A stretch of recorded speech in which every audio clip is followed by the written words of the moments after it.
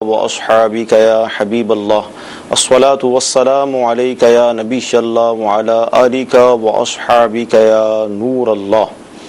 میٹھے میٹھے اسلامی بھائی اور مدنی چینل کے ناظرین، سلسلہ دارالفتاح اہل سنت میں ایک بار پھر حاضر ہیں۔ الحمدللہ عز وجل علم دین کا خزانہ اس سلسلے کے ذریعے ہمیں حاصل ہوتا ہے، اور آج بھی بہت اہم گفتگو ہوگی، آپ شامل سلسلہ رہیں۔ ابتداءً درود پاک کی فضیلت کہ حضرت سیدنا ابی بن کعب رضی اللہ تعالیٰ نے عرض کی کہ میں اپنا سارا وقت درود خوانی میں صرف کروں گا، تو سرکار مدینہ صلی اللہ تعالی علیہ وسلم نے فرمایا کہ یہ تمہاری فکریں دور کرنے کے لیے کافی ہوگا اور تمہارے گناہ معاف کر دیے جائیں گے۔ صلو علی الحبیب صلی اللہ تعالی علی محمد صلی اللہ علیہ وسلم۔ مدنی چینل کے ناظرین، آپ کے آڈیو سوالات، ویڈیو کالز اور ایسے میں شامل سلسلہ کرتے ہیں اور آج بھی کریں گے۔ آئیے آپ کی کالز لیتے ہیں ہم۔ دارالفتاح اہل سنت سے میرا یہ سوال ہے کہ ہمارے یہاں پہ ایک قریہ ہے جہاں پر انتقال کے بعد میں قبر کے اندر میت کو رکھ کر اس کے اوپر سل یا لکڑی وغیرہ یا کوئی ایسا ذرا نہیں ڈالا جاتا ہے جس سے وہ میت کے اوپر مٹھی نہ پڑے، بلکہ ڈائریکٹ میت رکھ کر ڈائریکٹ مٹھی اس کے اوپر میت کے اوپر ڈالا جاتا ہے، ایسے کرنا کیسا؟ جی حضور کیا ارشاد فرمائیں گے؟ الحمدللہ رب العالمین والصلاة والسلام علی سید المرسلین، اما بعد فاعوذ باللہ من الشیطان الرجیم، بسم اللہ الرحمن الرحیم۔ اس طرح دفن کرنے کی تو شرعاً اجازت نہیں ہے، اور یہ خلاف سنت طریقہ ہے کہ میت کو قبر میں لٹا کر جو ہے اوپر تختہ وغیرہ سلیب نہ لگائی جائے، ڈائریکٹ مٹی ڈال دی جائے، تو غلط ہے، شرعاً اس کی اجازت نہیں ہے۔ سنت طریقہ یہی ہے کہ اوپر جو ہے کوئی تختہ وغیرہ، کوئی سلیب وغیرہ رکھ دی جائے، میت کے اوپر جو ہے کوئی مٹی وغیرہ کا ذرہ نہیں آنا چاہیے۔ صحیح۔ جی اگلی کال۔ عدنان رضا تاری ملتان شریف سے عرض کر رہا ہوں، دارالفتاح اہل سنت میں سوال عرض ہے کہ اگر امام صاحب جماعت کرواتے ہوئے دوسری رکعت میں اتحیات پر دائیں طرف سلام پھیر دیں اور بائیں طرف ابھی سلام پھیرنے لگیں اور پیچھے سے لقمہ ملے تو اس سے وہ کھڑے ہو جائیں، تو کیا سجدہ صاحب سے نماز ہو جائے گی یا لوٹانی پڑے گی؟ برائے مدینہ جواب ارشاد فرما دیجیے۔ السلام علیکم ورحمۃ اللہ وبرکاتہ۔ وعلیکم السلام ورحمۃ اللہ وبرکاتہ۔ جی بھولے سے اس میں یہ ہے کہ امام جیسے 4 رکعت والی نماز تھی اور 2 رکعت پر بھولے سے سلام پھیر لیا، تو ظاہر ہے اب پیچھے جس نے لقمہ دیا تو وہاں تو لقمے کا محل تھا، ٹھیک، لقمہ دینے کی اجازت تھی، ورنہ نماز ہی فاسد ہو جاتی، ٹوٹ جاتی۔ تو جیسے ہی دوسری طرف سلام پھیرنے لگے تو پیچھے سے کسی نے لقمہ دیا تو وہ کھڑے ہو گئے اور اپنی نماز پوری کر کے آخر میں انہوں نے سجدہ سہو کیا، تو اس صورت میں ان کی نماز ہو گئی۔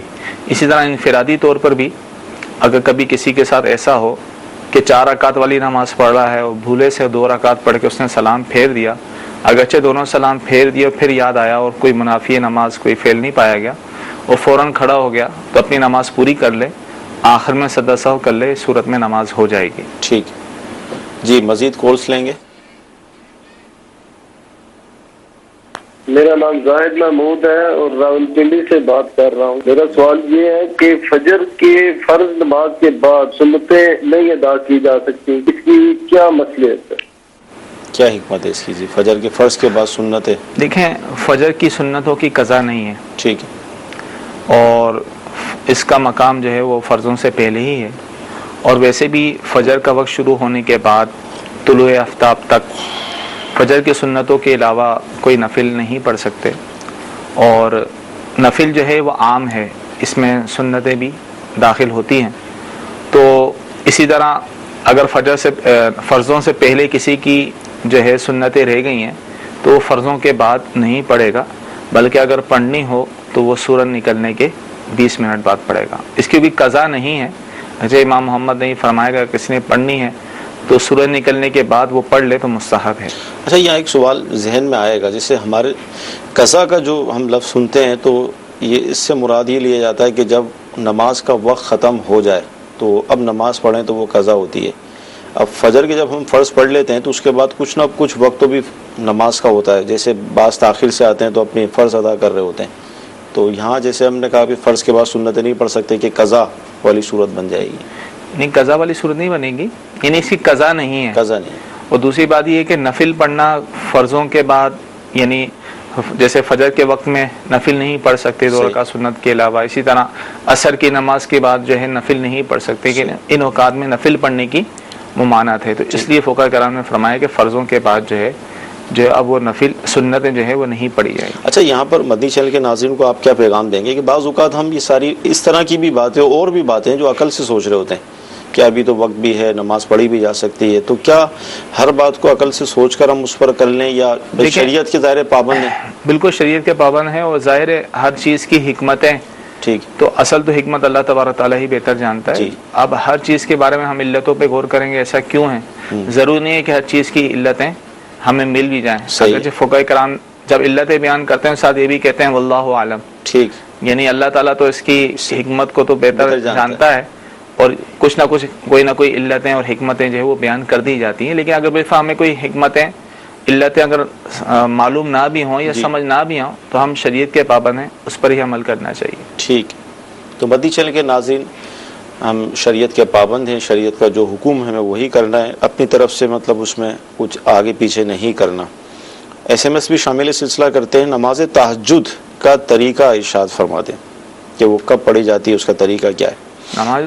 نماز تہجد کا طریقہ یہ ہے کہ عشاء کی نماز پڑھنے کے بعد فرض اس نے پڑھ لیے، اب اس کے بعد جو ہے وہ اگر سو گیا، سونے کے بعد وہ جب بھی اٹھے تو وہ تہجد کی نماز پڑھ سکتا ہے. کم سے کم جو ہے اس میں 2 رکعتیں ہیں، اور زیادہ، اور آپ علیہ الصلوۃ والسلام سے 8 رکعت تک پڑھنا بھی ثابت ہے. تو یہ عشاء کے فرضوں کے بعد جب وہ عشاء کی نماز پڑھ کر سوئے گا، پھر جب اٹھے گا فجر کا وقت شروع ہونے سے پہلے تو وہ تہجد کی نماز پڑھ سکتا ہے. ٹھیک ہے جی. مزید کالز؟ سید محمد راوی جاپان میتو سٹی سے. میرا سوال یہ تھا کہ کوئی شخص سود پر پیسے لے کر مسجد بناتا ہے تو اس میں نماز پڑھنا جائز ہوگی یا نہیں؟ جزاک اللہ خیرہ. آمین. جی، سود کا پیسہ، دیکھیں ایسی رقم لگانا، سودی رقم لگانا، حرام پیسہ لگانا مسجد میں تو جائز نہیں ہے. اللہ تبارک تعالیٰ پاک ہے، پاک چیزوں کو پسند فرماتا ہے، تو اس طرح ناپاک مال جو ہے مساجد وغیرہ میں نہیں لگا سکتے. اسی طرح بعض لوگ کہتے ہیں چلے یار سودی مال ہے مسجد کے استنجا خانے پہ لگا دیے جائیں، تو اس کی بھی شرعی طور پہ اجازت نہیں. صحیح. اب بالفعل واقعی کسی نے جو ہے وہ سودی پیسہ مسجد میں لگا دیا، یعنی سودی پیسے سے مسجد بنا دی، تو یہ مسئلہ ذہن میں رکھیں کہ سود واقعی اگر سودی پیسہ ہو تو سودی پیسے سے اگر کوئی چیز خریدی جائے تو وہ سود کی خباثت اس میں نہیں آتی. تو اسی طرح اگر وہ مسجد بنا دی گئی ہے تو وہ معاملات اس مسجد کے ساتھ نہیں ہوں گے، اور اس مسجد میں نماز پڑھنا بلا کراہت جائز ہوگا، اس میں کوئی کراہت بھی نہیں ہے. ٹھیک جی. البتہ جس نے یہ پیسے لگائے ہیں اس کے لیے حکم تو پھر بھی یہ رہے، بری ذمہ وہ نہیں ہوا، صحیح. اس کے لیے حکم یہی ہے کہ وہ اول تو جس سے سود لیا اس کو واپسی کرے، یہ افضل ہے، یا پھر یہ جو ہے فقراء پر تصدق کر دے بغیر ثواب کی نیت سے. ٹھیک جی. ویڈیو سوال لیں گے ہم. میرا مفتی صاحب سے سوال ہے، جمعے کے دن زیارت قبول کرنے کی کیا فضیلت ہے؟ زیارت قبور جمعے کے دن؟ دیکھیں زیارت قبور، قبروں کی زیارت کرنا یہ مستحب ہے، اور مناسب یہ ہے کہ جمعہ، جمعرات، پیر اور ہفتے کے دن کی جائے، اور ان میں سے جو سب سے افضل دن ہے وہ ہے جمعے کا دن. جمعے کے دن صبح کے وقت جو ہے اگر زیارت قبور کی جائے تو مستحب ہے. اور ایک روایت کے مطابق جو جمعے کے دن اپنے والدین یا والدین میں سے کوئی ایک، کسی ایک کی قبر کی زیارت کرتا ہے اور وہاں سورہ یاسین پڑھتا ہے تو بخش دیا جاتا ہے. صحیح. اچھا، SMS یہ ہے کہ جیسے کھیل ہیں مختلف، کرکٹ ہے، فٹ بال ہے، ہاکی وغیرہ ہے، تو ان کو کھیلنا یا ان کو دیکھنا، اس کا شرعی حکم ارشاد فرمائیں. دیکھیں جس طرح عمومی طور پہ یہ کھیل کھیلے جاتے ہیں، ٹھیک ہے، جس طریقے سے کھیلے جاتے ہیں تو وہ شرعی طور پہ جائز نہیں ہے. ٹھیک. فقہاء کرام نے جو شرائط و قیودات بیان کی ہیں اس کے مطابق تو پورا فی زمانہ اترتے نہیں ہیں، جس طرح عام ہے یہ کھیل. ٹھیک. تو لہذا جس کا کھیلنا جائز نہیں تو اس کا تماشا دیکھنا بھی اس طرح جائز نہیں ہوتا. ٹھیک. اگر ڈوگ یعنی کتا کسی حلال جانور کو کاٹ لے تو کیا اب اس جانور کو ذبح کر دیا جائے تو وہ حلال ہوگا؟ بالکل حلال ہوگا.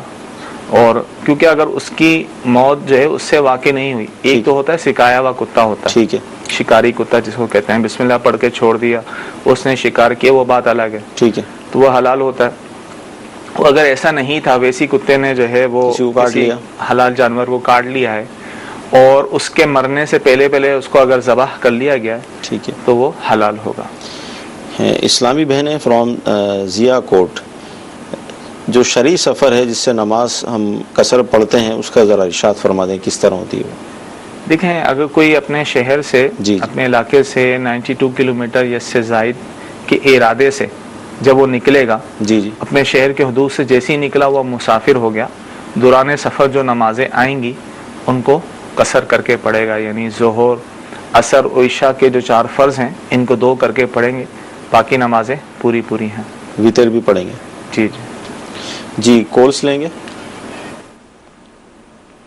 میرا سوال یہ ہے کہ میں اور میری وائف حج پہ گئے، پہلے دن تو وائف نے شیطان کو کنکری مار دی تھی، لیکن دوسرے دن مجھے وکیل بنایا کہ میں ماروں، تو کیا اس طرح ان کا یہ شیطان کے لیے کنکری مارنا قابل قبول ہے یا انہیں خود مارنا چاہیے تھا؟ بظاہر شرعی کوئی مجبوری نہیں تھی، بس تھکاوٹ کی وجہ سے انہوں نے مجھے وکیل بنایا، برائے مہربانی اس کا جواب۔ جی، کیا فرماتے ہیں؟ دیکھیں، کنکری مارنا شیطان کو جو حج کے موقع پر ماری جاتی ہے یہ واجب ہے، ٹھیک ہے، اور بلا عذر اگر کوئی چھوڑ دے گا یا بلا عذر شرعی جو ہے وہ کسی کو اپنا وکیل بنا دے گا تو اس طرح جو ہے اس پر دم لازم ہوگا۔ ٹھیک ہے، یعنی واقعی کوئی ایسا عذر ہو کہ سواری پر بھی جو ہے وہ نہیں کر سکتا، تو ایسا کوئی عذر ہو تو اپنا کسی کو وکیل بنا سکتے ہیں، لیکن جو سوال میں انہوں نے خود کہا کہ ایسا کوئی عذر نہیں تھا، ویسی تھکاوٹ تھی، صحیح، اس وجہ جو ہے انہوں نے اپنے شوہر کو وکیل بنا دیا عورت نے، تو اس طرح ان کی جو ہے وہ زن کی نمی رہ گئی ہے، تو ایسی صورت میں ان پر دم لازم ہوگا۔ ان بکرے یا بکری جو ہے وہ حدود حرم میں ہی انہیں ذبح کرنی ہوگی۔ اب یہ آ چکے ہیں، صحیح، اب دم جو ہے یہ بعد میں بھی دیا جا سکتا ہے، ظاہر ہے دم تو دینا ہی ہے، اب یہ آ چکے ہیں، تو اب اس صورت میں کوئی جا رہا ہو وہاں پر حج پہ ٹھیک ہے، یا عمرے پہ جا رہا ہو تو کسی کو پیسے وغیرہ دے دیے جائیں تاکہ وہ ان کی طرف سے وہاں پر جو ہے وہ دم ادا کر رہے ہیں۔ ٹھیک ہے۔ مدنی چینل کے ناظرین، حج کا پربہار موسم نزدیک سے نزدیک آ رہا ہے، فلائٹس جو ہے وہ شروع ہونے والی ہیں، تو اس حوالے سے پہلے بھی عرض کیا گیا ہے، اور الحمدللہ دعوت اسلامی کے مدنی ماحول میں اس کی تربیت کا اہتمام بھی کیا جاتا ہے۔ ایک اجتماع ہمارا ہو چکا، مزید انشاءاللہ مدنی چینل پر آپ سلسلے بھی دیکھیں گے، تو جو بھی حج پر جا رہے ہیں، جانے والے ہیں، وہ رفیق الحرمین امیر علیہ سنت کی بہت پیاری کتاب ہے، اس کو آپ حاصل کر لیجئے، اور یہ آپ کے پاس ہو تو اس کو دیکھ کر بھی انشاءاللہ عز و جل آپ مناسک ادا کریں گے تو یوں آپ کو حج میں سہولت رہے گی۔ سوال جواب کا باقاعدہ اس کے اندر چیپٹر موجود ہے، اس کو پڑھیں گے تو اس طرح کی جو غلطیاں ہوتی ہیں، جو یعنی ایک بڑی تعداد میں غلطیاں جو ہوتی ہیں ان کو اس میں شامل کیا گیا ہے، تو لہذا دعوت اسلامی کی ویب سائٹ پر بھی سہولتیں موجود ہیں اور کتابیں بھی موجود ہیں۔ جی، مزید کالس لیں گے ہم۔ جب نماز میں دوسری یا تیسری رکعت میں پڑھیں جو آخری والی اتحیات ہے جس میں مقتدی کو کھڑا ہونا ہوگا، وہ پوری پڑھنی پڑے گی یا صرف درود شریف اس میں نہیں پڑھنا پڑے گا اور دعا بھی نہیں پڑھنی پڑے گی؟ جی، کیا فرمائیں گے اتحیات کے حوالے سے؟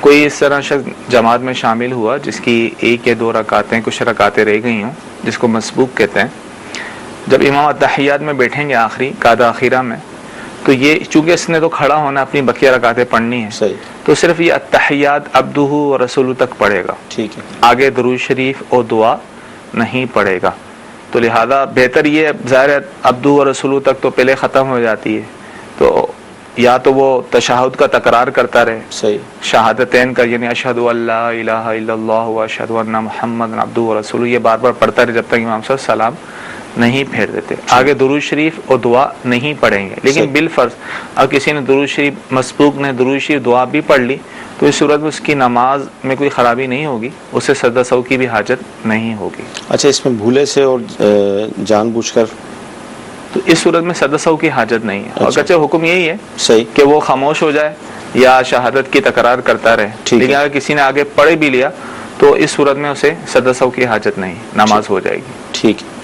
ایس ایم ایس سے شامل کرتے ہیں، بنت نواز ہیں جھنگ سے، یہ پوچھ رہی ہیں کہ جب فجر میں سورج طلوع ہو جاتا ہے، جو مکروہ وقت جس کو ہم کہتے ہیں، تو کیا اس میں ہم قرآن کی تلاوت کر سکتے ہیں؟ دیکھیں، مکروہ وقت میں قرآن پاک کی تلاوت کرنا جائز ہے، البتہ بہتر یہ ہے کہ تلاوت نہ کی جائے، کہ خلاف اولا اس کو کہا جائے کہ بہتر ہے کہ نہ کرے، لیکن اگر کسی کو وقت بعض اوقات نہیں ملتا، وقت جو ہے وہ اس وقت میں کرنا چاہ رہا ہوتا ہے تو گناہ گار نہیں ہوگا. ٹھیک ہے. اس اثر کی نماز میں بھی یہ حکم ابتدائی جو آخر کے 20 منٹ ہوتے ہیں؟ ہاں، اس طرح سورج نکلنے غروب ہونے کے 20 منٹ جب باقی ہوتے ہیں، مکروہ وقت شروع ہو جاتا ہے، تو اس میں بہتر یہ ہے کہ تلاوت نہ کی جائے اور باقیہ ذکر و اذکار کیا جائے.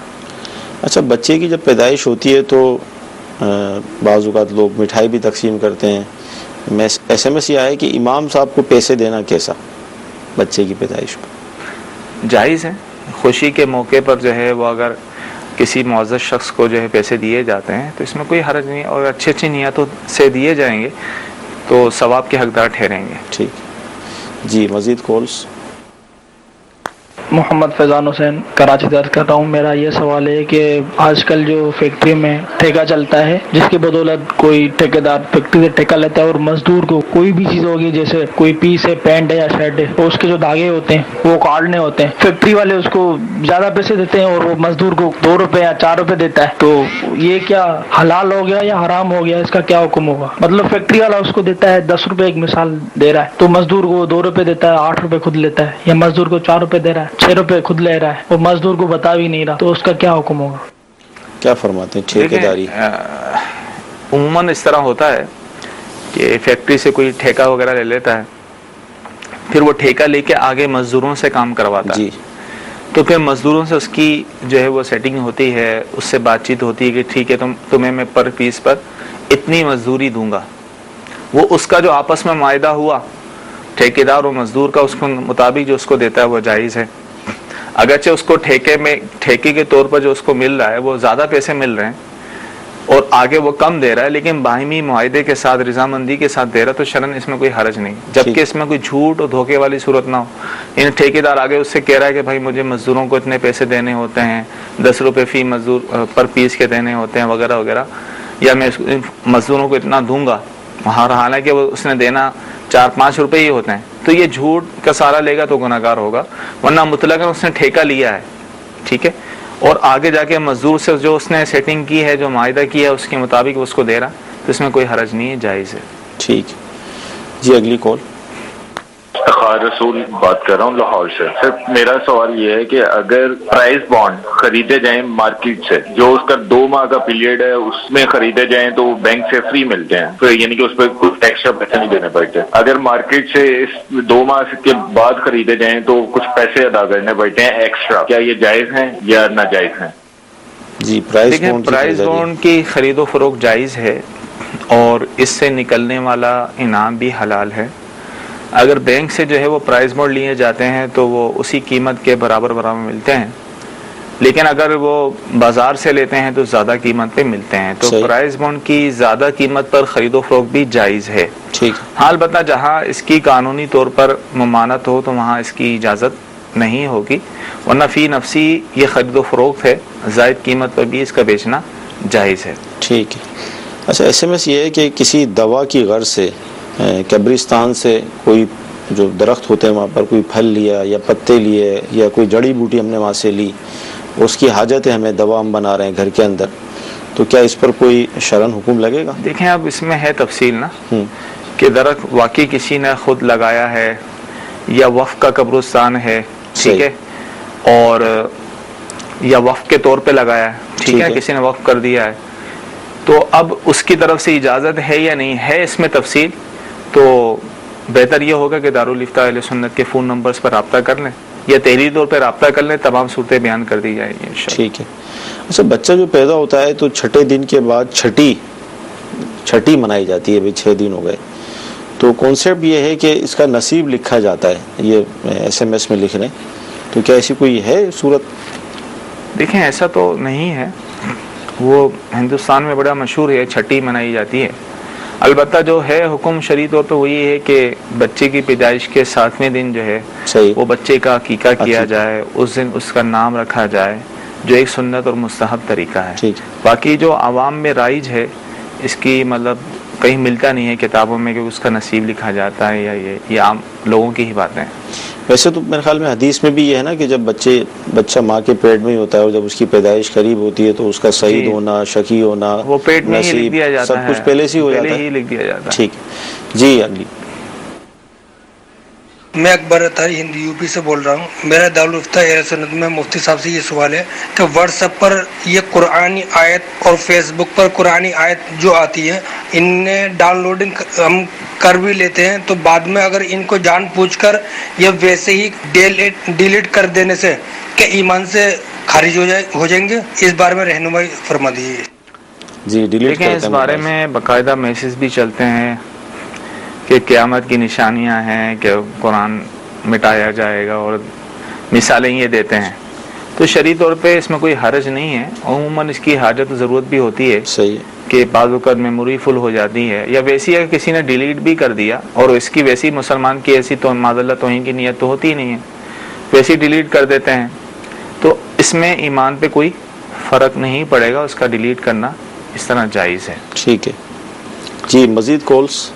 قضا نمازوں میں جو پچھلے سال کی آپ کی جو قضائیں رہ گئی ہیں، تو وہ اس کو ہر نماز کی سنت کو چھوڑ کے وہاں پہ فرض ادا کر لیے جائیں قضا میں، تو آیا کہ وہ ٹھیک ہے؟ ہر نماز کی سنت فرمایا آپ نے؟ جی دیکھیں، قضا نمازیں میں سنت مؤکدہ کو نہ چھوڑا جائے، صحیح، جو سنت مؤکدہ ہیں ان کو پڑھا جائے، صحیح، باقی جو سنت غیر مؤکدہ ہیں جو نفل ہیں ان کی جگہ جو ہے وہ قضا نمازیں پڑھی جائے تو یہ بہتر ہے، تاکہ جلد سے جلد جو ہے وہ بری ذمہ ہو جائے۔ ٹھیک ہے۔ اچھا، ایس ایم ایس یہ ہے کہ وضو کے بعد اگر ٹی وی دیکھ لیا تو کیا اس سے وضو پہ کوئی اثر پڑے گا؟ دیکھیں، ٹی وی دیکھنے سے وضو پر کوئی اثر نہیں پڑے گا، البتہ ٹی وی میں پروگرام کوئی ایسا دیکھ لیا جس کا دیکھنا جائز نہیں تھا، بدنگاہی وغیرہ ہوئی، تو مستحب یہ ہے کہ وضو کر لیا جائے، لیکن اس سے وضو ٹوٹتا نہیں۔ ٹھیک ہے جی، مزید کالس۔ اور میرا یہ سوال ہے، قرات کے علاوہ امام کے پیچھے ہم ساری تکبیریں پڑھیں گے؟ جی، قرات کے علاوہ ہم ساری تکبیریں پڑھیں گے۔ دیکھیں، صرف امام کے پیچھے قرات نہیں کی جاتی، الحمد شریف اور سورت نہیں پڑھی جاتی، باقی سب کچھ ہی پڑھنا ہوتا ہے، تکبیرات بھی کہنی ہوتی ہیں، اللہ اکبر بھی کہنا ہوتا ہے، اور اسی طرح تسبیحات، رکوع سجود کی تسبیحات، التحیات وغیرہ یہ سب پڑھنا ہوتا ہے، صرف امام کے پیچھے جو ہے وہ قرات نہیں کی جاتی۔ ٹھیک ہے۔ اچھا، ایس ایم ایس یہ آئے جو ابھی ہم نے حج کا تذکرہ کیا اور دم کا بھی، تو ایس ایم ایس یہ ہے کہ حدود حرم میں دم سے کیا مراد ہے؟ حدود حرم یعنی ایک باقاعدہ حدود بندی کی گئی ہے حرم شریف کی۔ جی جی، بعض یہ سمجھتے ہیں شاید حدود حرم سے مسجد حرام شریف، ایسا نہیں، بلکہ مسجد حرام شریف سے بھی باہر دور دور تک تقریباً 127 کلومیٹر بنتا ہے راؤنڈ میں۔ جی، تو باقاعدہ اس کے بورڈ بھی لگے ہوئے ہیں حدود حرم کے، اس کے اندر جانور کو ذبح کرنا ہوتا ہے، جیسے مینا شریف بھی جو ہے حدود حرم میں ہی ہے جہاں قربانیاں ہوتی ہیں، صحیح، تو اس کے اندر جانور کو ذبح کرنا ہوگا، یعنی جو کفارے کے طور پر، یہ جو ان سے غلطی ہوئی ہے تو اس کے طور پر جو ہے وہ جانور بکرے یا بکری ذبح کریں گے حدود حرم کے اندر، اس کو دم کہتے ہیں۔ ٹھیک ہے۔ اچھا، دوسرا ایس ایم ایس بھی حج سے متعلق ہی ہے کہ اب جیسے مرکز الاولیاء لاہور سے کسی کی پرواز ہے، اب وہ جدہ شریف پھر حرم میں جائیں گے، یہاں ان کا 28 دن قیام ہوگا، تو اب مسافر ہونے کی صورت کیا بنے گی؟ دیکھیں، اس میں تفصیل یہ ہے، اب وہاں مکہ شریف پہنچ گئے، ٹھیک ہے، حج شروع ہونے سے پہلے یعنی 8 ذی الحجہ سے پہلے صحیح، وہ پورے دن 15 دن ان کے مکے میں ہو جاتے ہیں، ٹھیک ہے، تو وہ مقیم ہو گئے، ٹھیک ہے، اب وہ مکے بھی پوری نماز پڑھیں گے، مینا اور عرفات وغیرہ میں بھی پوری نماز پڑھیں گے۔ اگر مکے میں پہنچے تھے تو ابھی پورے 15 دن نہیں ہوئے تھے کہ ان کو مینا کی طرف جانا پڑے گا، ٹھیک ہے، جیسے آخری دنوں میں پہنچے، تو اب اس صورت میں یہ مسافر ہیں، کیونکہ کسی ایک جگہ 15 دن کا قیام نہیں ہے، صحیح، تو مکے میں اور مینا اور عرفات میں وہ اپنی قصر نماز پڑھیں گے، ٹھیک ہے، مسافر والی۔ پھر جب 12 ذی الحجہ کو واپسی جب مکے آئیں گے، اب مکے میں آنے کے بعد اب ان کے کتنے دن مکے میں ہیں؟ اگر 15 دن مکے میں ہے تو مکے میں آنے میں مقیم ہو گئے، ٹھیک ہے، اگر واپسی میں یہی ہے کہ 15 دن سے پہلے ان کی واپسی ہے یا مدینہ شریف میں حاضری ہے تو اس صورت میں وہ مسافر رہیں گے. ٹھیک. اچھا قربانی کا کیا اس میں ساتھ یہ بھی ہے ایڈ جن کا SMS قربانی کا حکم کیا ہوگا؟ دیکھ قربانی مقیم پر ہوتی ہے مسافر پر نہیں ہوتی. ٹھیک ہے. اور جو حج کے لیے جا رہے ہیں ایک وہ حج کی قربانی کرتے ہیں. ٹھیک ہے. جو حج قران اور حج تمتع کرنے والے پر واجب ہوتی ہے اور جو حج افراد کرے اس پر مستحب ہوتی ہے. ایک تو بقرہ عید کی جو قربانی ہوتی ہے ٹھیک ہے یہ مقیم اور جو غنی صاحب حیثیت ہے اس پر واجب ہے. اس میں بھی یہی تفصیل ہوگی. اب اگر وہ مقیم ہے حج کے دنوں میں صحیح ہے مقیم ہے اور غنی بھی ہے تو اس کو قربانی کرنی ہوگی حج یہ والی بقرہ عید والی. اب چاہے وہیں کرے کہ یہاں اپنے ملک میں کسی کو اپنا وکیل بنا دے. صحیح. لیکن اگر وہ مسافر ہے تو اس پر جو ہے قربانی جو ہے وہ واجب نہیں ہوگی. اب اس میں تفصیل یہی دیکھیں کہ اب وہ مکہ شریف جا رہا ہے. صحیح. آیا حج شروع ہونے سے پہلے پورے 15 دن مکے میں ہو رہے ہیں یا نہیں ہو رہے؟ صحیح. اگر پورے 15 دن مکے میں ہو رہے ہیں پھر تو وہ ہو گیا مقیم. ٹھیک ہے. تو ظاہر مقیم پر بھی قربانی واجب ہے. اور اگر پورے 15 دن مکے میں نہیں ہو رہے حج کے لیے روانگی ہے تو 12 ذی عموماً کیا ہوتا ہے 12 ذی الحجہ کو غروب آفتاب سے پہلے مکے آ جاتے ہیں. صحیح. اب غروب آفتاب سے پہلے مکے میں آ گئے. آنے کے بعد اگر مکے میں پورے 15 دن کا قیام ہے تو پھر مقیم ہی ہے قربانی کرنی ہوگی. اگر 15 دن کا قیام نہیں ہے اس سے پہلے واپسی ہے یا مدینہ شریف حاضری ہے تو پھر مسافر ہونے کی وجہ سے قربانی نہیں ہوگی. ٹھیک ہے. حدیث شریف کے ناظرین حج کے حوالے سے پھر عرض کروں گا کہ بہت اہم سفر ہوتا ہے. اس کی معلومات ہونا بہت ضروری ہے. اس کے احکام سیکھنا بہت ضروری ہے ورنہ وہی دم والی صورتیں صدقے والی صورتیں لازم ہو جاتی ہیں. اچھا SMS یہ ہے کہ زکوٰۃ کے حوالے سے کچھ ارشاد فرما دیں کہ زکوٰۃ کس طرح مطلب واجب ہو جاتی ہے کیونکہ مجھ پر قرض ہے اور میں قرض بھی ادا کر رہا ہوں تو اس صورت میں کیا مجھ پر زکوٰۃ ہوگی؟ دیکھیں اب یہ دیکھیں کہ ان کے پاس کیا کیا چیزیں ہیں. ٹھیک ہے. ان کے پاس کتنی نقدی کتنا سونا چاندی وغیرہ ہے. ٹھیک ہے. یہ سب جمع کر لیں. ٹھیک ہے. اب یہ جمع کرنے کے بعد جو بھی مال تجارت وغیرہ جو بھی مال زکوٰۃ جمع کر لیا اب جو ہے وہ ان پر قرض بھی ہے ان پر صحیح جو ہے وہ قرض بھی ہے تو جتنا قرض ہے وہ کل رقم سے مائنس کر لیں. صحیح. مائنس کرنے کے بعد منہا کرنے کے بعد اب دیکھیں میرے پاس کتنی رقم بچتی ہے. صحیح. اگر تو وہ نصاب کے برابر یا اس سے زائد ہے تو زکوٰۃ ہوگی. اگر قرض مائنس کرنے کے بعد جو ہے رقم نہیں بچتی یا بچتی تو نصاب سے کم ہے تو اس صورت میں جو ہے وہ زکوٰۃ نہیں ہوگی. ٹھیک ہے. اچھا اسی طرح ارشاد فرمائیں کہ جو ہم نماز پڑھتے ہیں تو نماز پڑھنے کے بعد کیا اس کو ایصال ثواب کر سکتے ہیں اپنے باپ کو والدہ کو مرحومین کو؟ دیکھیں بالکل ایصال ثواب کر سکتے ہیں. فرض نماز ہو نفل نماز ہو اس کا ایصال ثواب جائز ہے. ٹھیک ہے. صرف ایصال ثواب اسی کو نہیں کہہ دیتے کہ صرف قرآن شریف پڑھ لیا تسبیحات پڑھ لی صرف اس کا ایصال ثواب کر لیا بلکہ ہر نیک عمل کا جو ہے ثواب پہنچا سکتے ہیں. تو لہذا کوئی بھی نماز پڑھیں چاہے فرض نماز پڑھیں یا نفل نماز پڑھیں تو اس کا ثواب جو ہے مرحومین کو پہنچا سکتے ہیں. ٹھیک ہے. اچھا اسی طرح یہ ارشاد فرمائیں کہ شوہر کا اپنے زوجہ کے مال جس کے پاس جو پیسہ ہے کیا اس میں کوئی حق ہوتا ہے کہ وہ اس سے لے یا عورت پر لازم ہو کہ وہ اپنے شوہر کو مال دے؟ اس طرح کا کوئی حق ہوتا ہے؟ ایسا نہیں ہے. عورت چاہے کتنی ہی مالدار ہو پھر بھی اس کا نفقہ جو ہے وہ شوہر پر لازم ہوگا. صحیح. وہ یہ نہیں کہہ سکتا تمہارے پاس تو پیسے ہیں میں تمہیں پیسے کیوں دوں نانو نفقے کے لیے کھانے پینے کے لیے ضرورتاً جو ہے پہننے کے کپڑے ہوتے ہیں جو اس پر واجب ہیں دینا وہ کہہ رہی تمہارے پاس تو پیسے ہیں تو خود ہی سے دو. تو شوہر پر نانو نفقہ واجب ہے تو اس کے لیے یہ کہیں نہیں آیا کہ شوہر بیوی کے پاس پیسے نہ ہوں تو واجب ہوگا ورنہ ہوگا ایسا نہیں ہے. اور جو اس کے بعد پیسے ہیں اس میں شوہر کا شرعاً کوئی حق نہیں ہے بلکہ شوہر کے پیسوں پر عورت کا حق ہوتا ہے کہ اگر بالفرض وہ نانو نفقہ نہیں دیتا ضرورت کے مطابق تو وہ اس کے پیسوں میں سے لے سکتی ہے. ٹھیک ہے جی. مزید کورس لیں گے. میرا سوال یہ ہے کہ 4 رکعت والی نماز میں یا 3 رکعت والی نماز میں یا مسبوق قاعدہ اخیرہ کے اندر اگر التحیات تشہد مکمل کرنے کے بعد آگے پڑھ لیتا ہے درود پاک پڑھ لیتا ہے رب جعلنی تک پڑھتا ہے مکمل کرتا ہے دعا تو اس میں کیا اس کو سجدہ سہو کرنا ہوگا یا اس کی نماز میں کوئی حرج نہیں؟ دیکھیں مسبوق جو ہے اگر امام کے پیچھے جو ہے اگر ابھی کچھ دیر پہلے یہ بیان ہوا کہ وہ جو ہے عبدہ و رسول تک ہی پڑھے گا آگے نہیں پڑھے گا. اگر بالفعل اس نے آگے پڑھ بھی لیا درود شریف پڑھ لیا بلکہ پوری دعا بھی پڑھ لی تو ایسی صورت میں اسے اپنی نماز پر سجدہ سہو نہیں کرنا ہوگا اپنی نماز میں، اس کی نماز ہو جائے گی۔ اصل میں کنفیوژن یہ ہو رہی ہے کہ اس کی اپنی نماز تو کمپلیٹ نہیں ہوئی، اور یہ جو ہم پڑھتے ہیں التحیات کے بعد درود شریف اور دعا، یہ تو کمپلیٹ نماز پہ پڑھا جاتا ہے نا، تو یہاں تو اس کی رکعتیں باقی ہیں، تو یہ کیوں پڑھے گا؟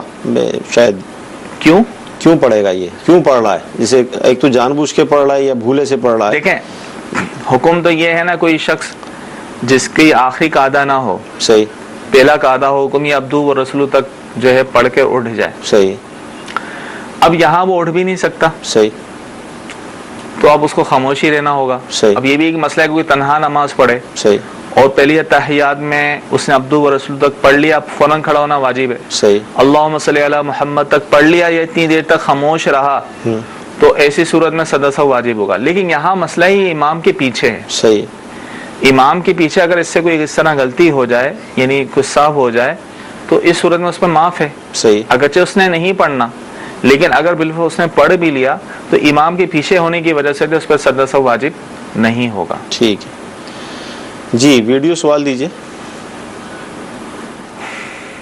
میرا مفتی صاحب سے یہ سوال ہے کہ سوئم اور تیجے میں جو کھانا کھلایا جاتا ہے وہ کون کون کھا سکتا ہے؟ سویم تیجا کا کھانا، دیکھیں سوئم تیجے وغیرہ کا کھانا جس میں میت کے اصالِ ثواب کے لیے کھانا بنایا جاتا ہے، صحیح، تو میت کے اصالِ ثواب کے لیے جو ہے کھانا بنانا، وہ تقسیم کرنا تو جائز ہے، لیکن ہمارے ہاں صورتیں اب جو رائج ہو چکی ہیں، بہت عام ہو چکی ہیں۔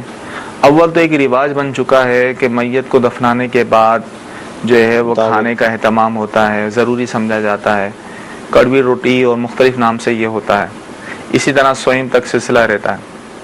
تو دیکھیں اصالِ ثواب کے حد تک تو درست ہے، میت کے اصالِ ثواب کی نیت ہے، لیکن جو ایام میت ہیں، 3 دن یہ ایام میت کہلاتے ہیں، ان 3 دنوں میں جو کھانے پینے کا اہتمام کیا جائے تو علماء یہ فرماتے ہیں، اور دارالفتہ اہل سنت کا بھی یہ فتویٰ ہے کہ جو اغنیا ہیں، جو غنی ہیں، جو صاحب حیثیت ہیں، تو وہ یہ کھانا نہیں کھا سکتے، ان کا یہ کھانا کھانا جائز نہیں ہے۔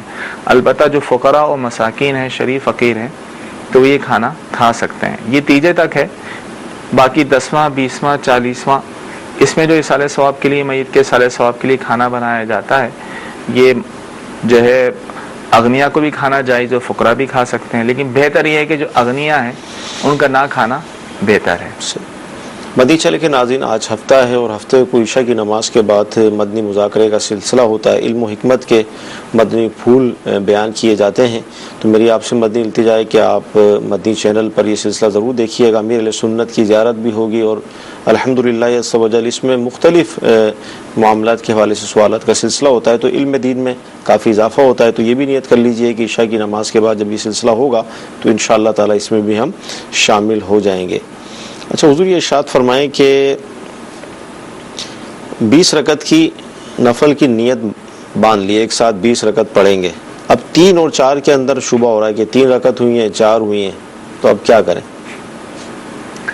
دیکھیں شک والے معاملے میں تو ظن غالب پہ عمل کرے، صحیح، یعنی اگر بھول گیا ہے، یاد نہیں آ رہا، تو جس طرف ذہن جاتا ہے اس پر عمل کرے، اور اگر شک والا معاملہ ہے، کچھ سمجھ نہیں آ رہا، تیسری ہے یا چوتھی ہے، کسی طرف ظن غالب بھی نہیں جا رہا، صحیح، تو کم کا اعتبار کرے، یعنی اس کو جو ہے وہ تیسری تصور کر لے، تیسری تصور کر کے جو ہے وہ بیٹھ جائے، ٹھیک ہے، بیٹھنے کا اس لیے حکم دیا جا رہا ہے کہ ہو سکتا ہے چوتھی ہو، صحیح، اور قاعدہ جو ہے اس کا فرض ہے، تو وہ بیٹھ جائے اور پھر وہ کھڑا ہو جائے، ٹھیک ہے، اور کھڑا ہو کر جو ہے چوتھی پڑھ کر بھی بیٹھ جائے، اور پھر آخر میں جو ہے وہ سدا سو کر لے، تو اس صورت میں اس کی نماز ہو جائے گی۔ ٹھیک ہے، مجھے ایس ایم ایس یہ آیا، ایس ایم ایس جو ہمیں آیا یہاں اس میں کہ یہ جو ان کو جو ایس ایم ایس ملا، اس کو 13 افراد کو فارورڈ کریں ورنہ نقصان پہنچے گا اگر نہیں کیا۔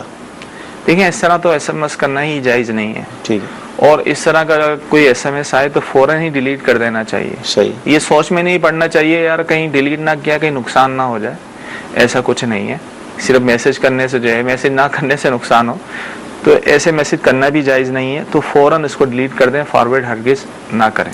یعنی اگر یہ ڈیلیٹ کر دیں تو کوئی نقصان نہیں ہوگا، ان کو نقصان نہیں ہوگا، لیکن اگر یہ 13 کو کرتے ہیں تو آگے وہ 13 کتنا ڈسٹرب ہو جائیں گے، وہ پھر آگے 13 کو کریں گے۔ ماضی میں ایسا ہوتا رہا ہے، جی جی، وہ ایک پمفلیٹ چھپتے تھے، صحیح، کہ بھائی یہ تقسیم کریں، فلاں خواب میں یہ دیکھا، وہ دیکھا، یہ دیکھا، تقسیم کرے، ایک نے پڑھا تھا اور اس نے تقسیم نہیں کیا تو اس کے بچے کا انتقال ہو گیا، فلاں ہو گیا، یہ ہو گیا، تو جو پڑھتا تو گھبرا جاتا، وہ در در تقسیم کرتے رہتے ہیں. تو اس کی شرعی کوئی حیثیت نہیں ہے. اپنے ایمان کو مضبوط رکھیں، اللہ پہ توکل رکھیں. ٹھیک ہے جی. مزید کالس لیں گے.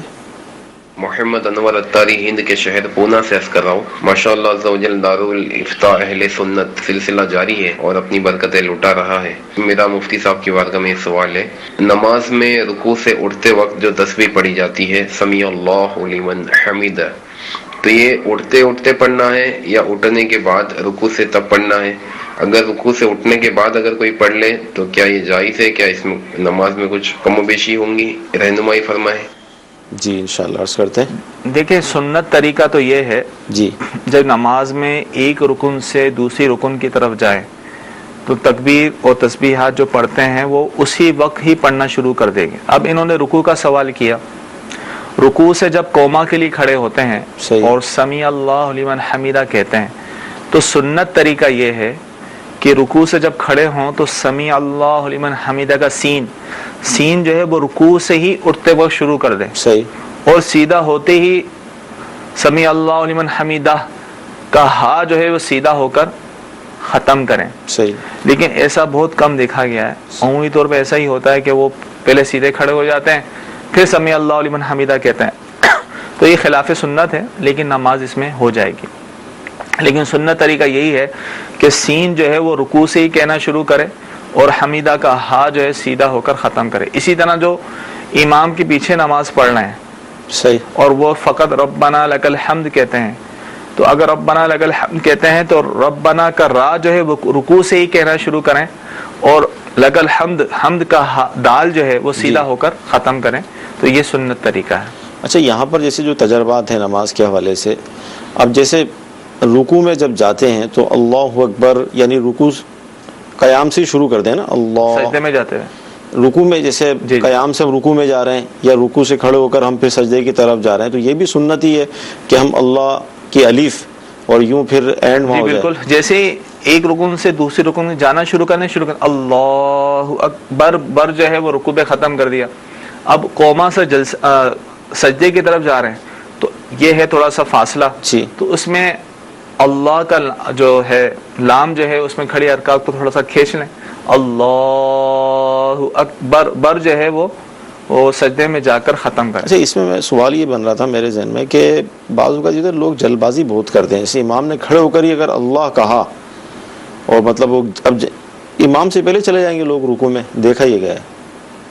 نہیں، عمومی طور پہ ایسا نہیں ہوتا. رکوع میں جانے میں تو اتنا مسئلہ نہیں ہوتا، مسئلہ زیادہ ہوتا ہے سجدے میں جانے میں. تو امام کی اگر اسپیڈ جو ہے وہ بہت پیچھے چلنا چاہیے نا امام کے، لیکن ہم آگے چلے جاتے ہیں. تو ہر کوئی اصل میں اپنے امام کی کیفیت کو جانتا ہے. جہاں عمومی طور پہ نمازیں پڑھتے ہیں نا، بعض اوقات کچھ امام ایسے ہوتے ہیں جو عمر کے تقاضے کے تحت جو آرام سے سلو جاتے ہیں، تو وہاں پھر ہمیں احتیاط کرنی ہے کہ امام کے پیچھے جو ہے پہلے نہیں جانا. جان بوجھ کے چلے جائیں گے تو ظاہر جائز نہیں ہے، یہ اس کی وعید بھی ہے جو امام سے پہلے پہل کرتا ہے. تو امام جو ہے عمومی طور پہ جب ایسا پرابلم نہیں ہو تو وہ فوراً جو ہے وہ جا سکتا ہے اللہ اکبر کہتے ہوئے. لیکن مقتدیوں پہ خیال کرنا چاہیے کہ ہم نے امام سے پہلے جو ہے وہ مقدم نہیں ہونا، بلکہ امام کے بعد ہی رکوع سجود میں جانا ہے. اچھا، آخری SMS لیں گے، سلسلے کا وقت ختم ہو رہا ہے. یہ میت کا جو کھانا جیسا بھی آپ نے جو ارشاد فرمایا، اب اس میں یہ کہ رشتہ داروں کی طرف سے آتا ہے نا کھانا، تو کیا اب بھی نہیں کھا سکتے؟ دیکھیں دونوں صورتوں میں یہ ہے کہ جو ایام میت ہیں 3 دن کا کھانا، چاہے وہ اہل میت کریں یا دیگر رشتہ دار کریں اور اسی طرح سب کو کھلائیں، تو صرف فقراء و مساکین ہی کھا سکتے ہیں. اغنیاء جو غنی ہیں وہ نہیں کھا سکتے. ہاں، جو دور دراز سے دیگر شہروں سے مہمان آئے ہوئے ہوتے ہیں تو وہ کھا سکتے ہیں. مدینہ کے ناظرین، سلسلے کا وقت ختم ہوا. اللہ تعالیٰ کی بارگاہ میں دعا کرتے ہیں کہ اللہ تعالیٰ آج کا ہمارا سلسلہ اپنی بارگاہ میں قبول فرمائے. جو سنا ہے، جو سیکھا ہے، اس پر عمل کرنے کی توفیق عطا فرمائے. انشاءاللہ عز و جل عشاء کی نماز کا سلسلہ ہوگا، عشاء کی نماز پڑھیں گے اور پھر نماز کے فوراً بعد انشاءاللہ عز و جل مدنی مذاکرے کا اہتمام کیجیے گا. بہت آپ کو علم ملے گا. اللہ تعالیٰ ہمیں توفیق عطا فرمائے. صلو علی الحبیب صلی اللہ تعالی علی محمد.